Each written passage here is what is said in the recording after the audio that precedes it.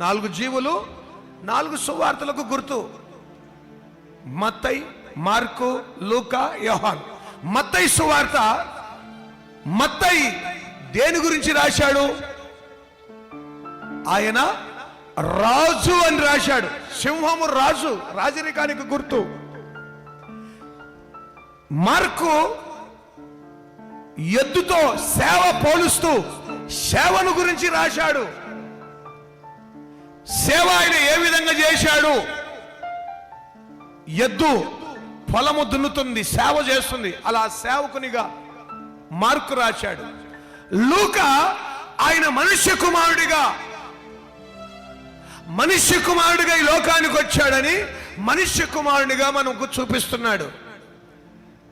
యోహాను పక్షిరాజును, దైవత్వము, ఆయన దైవత్వము కలిగిన వాడై పక్షిరాజు వలె. ప్రియ దేవుని బిడ్డలారా,